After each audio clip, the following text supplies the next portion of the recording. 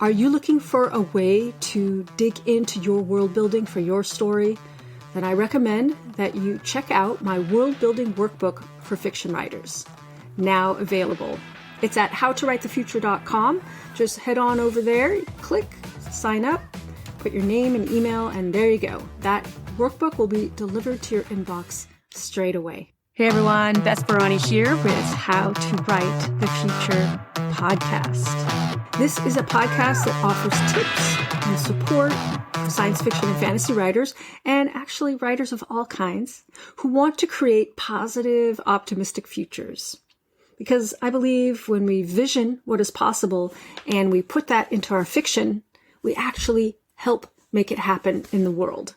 Because our readers read them, feel it, and it can change their outlook. And when your outlook changes, you can change how you operate in the world, how you behave, and how you think. I am a science fiction and fantasy author and writing coach and consultant. I work with individuals and organizations to help bring stories to life.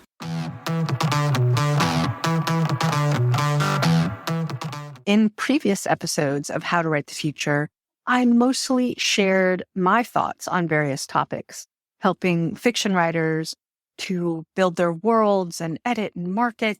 Now going forward, I am doing interview episodes where I will be talking to futurists, foresight practitioners, subject matter experts, and other people who can help us as fiction writers build better stories. Today is part 3 of my interview conversation with Melissa Clark-Reynolds.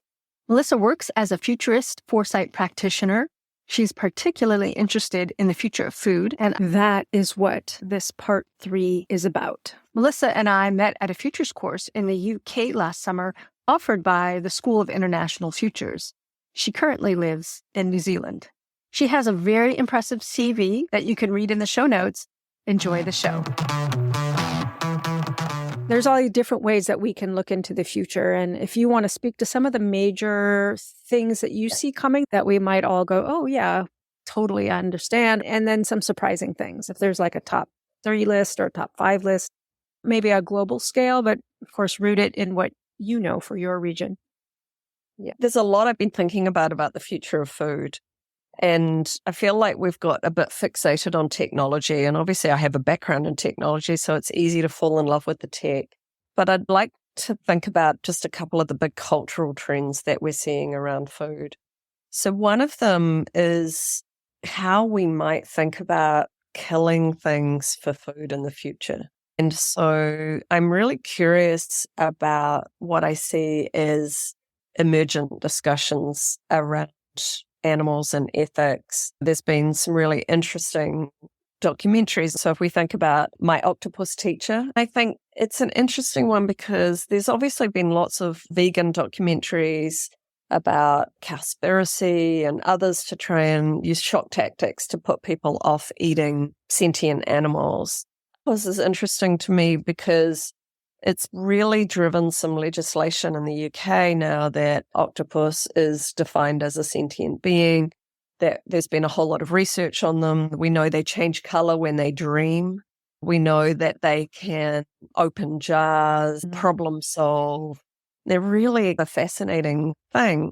Why I'm so fixated here on this octopus one is that I think it's been a shift from how we see animals and sentience and emotion is occurring. So one of the big changes that I think is going to happen around food is how we feel about eating animals. Yeah. Now, it may be that people go, great, they're still delicious and I'm just going to eat that one anyway. I can see at the moment that there is more of a movement around sentience and emotion, around what is it for a cow to have her calf taken off her so that milk can be produced? What is it to take the life of another living being to eat? And so one of the big trends that I think we're going to see is a rise again of this flexitarianism, of the reduction of eating meat. And for me, meat includes any dead animal, right? Okay. So whether it's fish or birds or any of that, I still think that's meat in my world. So one of the big trends I think we're going to see is a reduction in meat consumption. Not necessarily across the board completely, but large groups of people. And I think we're going to see an emotional change around it when we look back at smoking and go, oh, how disgusting, that we might look back at meat eating and go, ooh, how disgusting. Having said that, I think that there is a chunk of the population that will see meat as a treat, and that the farmers who grow high quality meat for food will be under pressure to do the highest possible animal welfare production of meat, even though there's this contradiction that the animal had a great life and then it was killed. That contradiction for some people will be just fine, but it will be a high value, very expensive, just as we may have seen with Wagyu or other high quality, high expensive pieces of meat. So I can see that contradiction of them both occurring at once, where we see an ick factor around meat for some people at the same time as we see a pleasure, expense, luxury factor around meat for others. Right. Yeah. And then thirdly, the rise of lab-grown meat.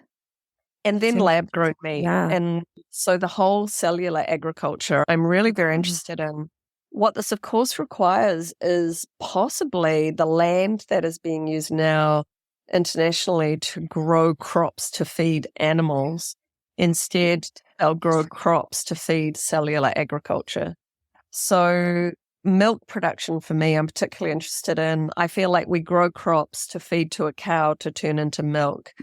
I really wonder why we will continue to use the cow. I think we'll take the cow out. We'll grow crops to make milk in the lab or in a factory. And that will be a completely vegan product. At the moment, some of that cellular agriculture requires animal cells in order to make something. Increasingly, there's hundreds of millions of dollars of research that's gone into creating vegan sources of those cells. So I think we'll see alternate milks in a different way. But if I was putting my money into that, I'd be going into the ingredients business. So I think that the things that will be disrupted first are things like whey and casein and cheese production, those sorts of things, not necessarily white milk itself. There's a really interesting report that came out a few years ago from an organization called Rethink X, where the growth of those ingredients made in a lab will make white milk production out of a cow uneconomic.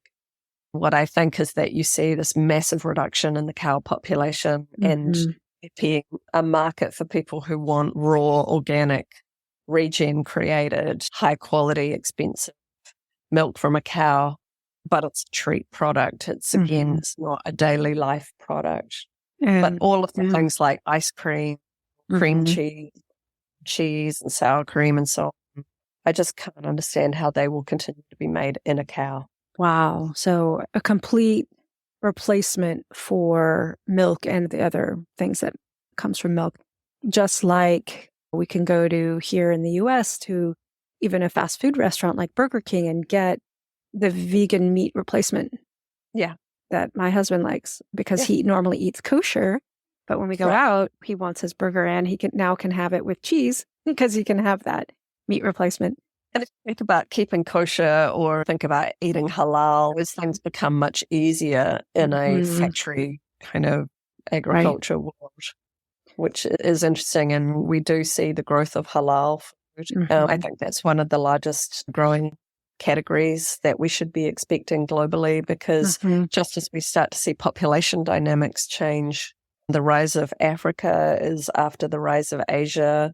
But we also see it in the United States is that there are growing Islamic communities and people who will eat halal food. And so I think in the past we've underserved some of those communities. Now, in New Zealand, we're a lamb producer. It's only 3% of the meat category in the US, but there is a disproportionate amount of people who do eat halal, who eat lamb, because culturally lamb is very popular in the Middle East. Yeah. And so there have been New Zealand companies who've produced all of their production as a halal killed.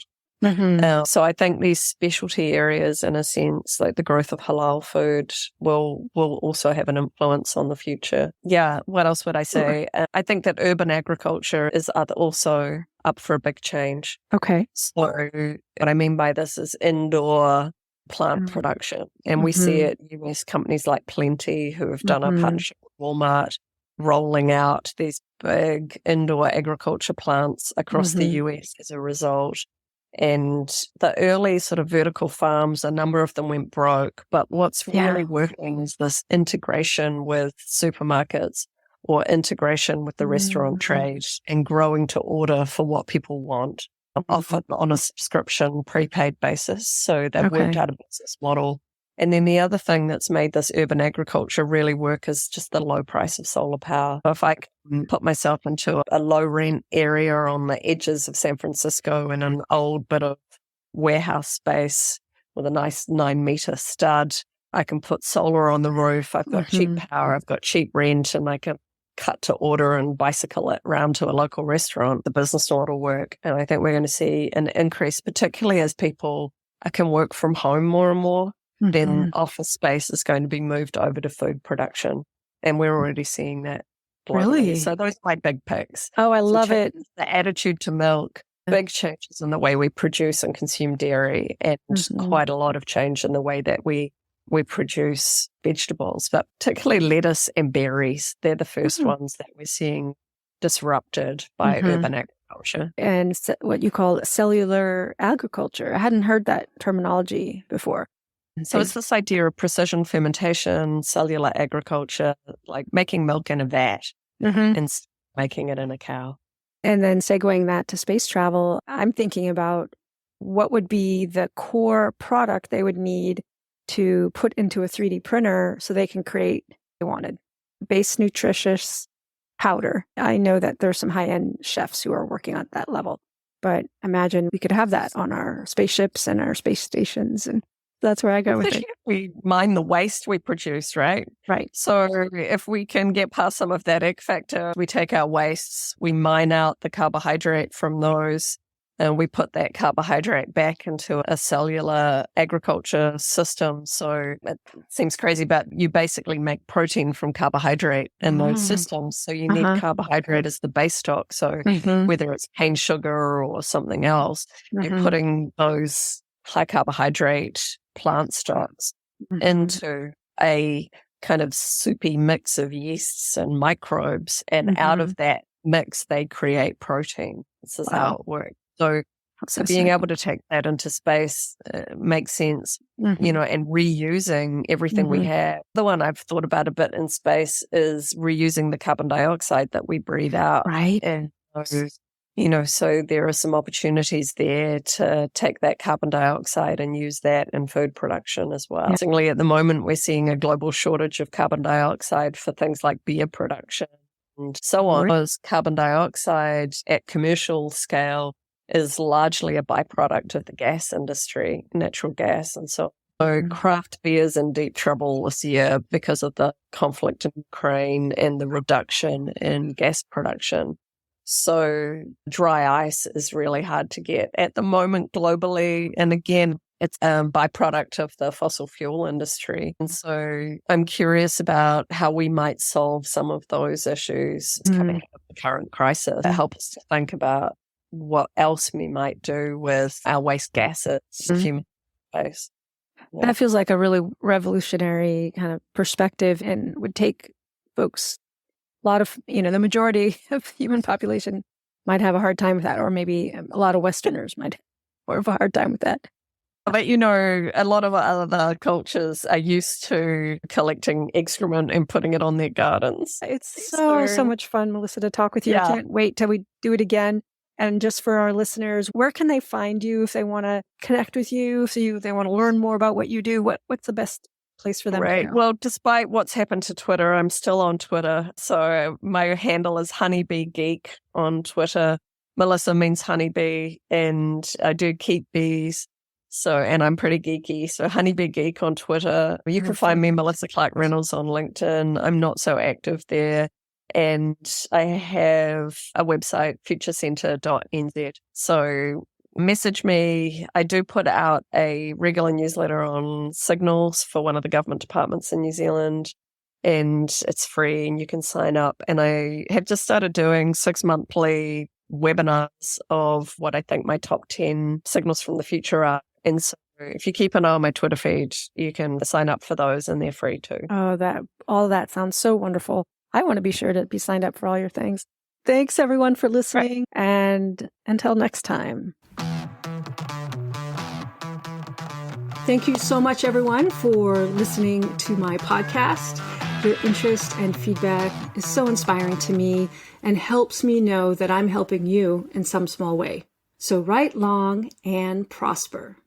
Are you stuck and overwhelmed by world building? Then check out my new world building workbook for fiction writers. Head over to howtowritethefuture.com and sign up for yours today.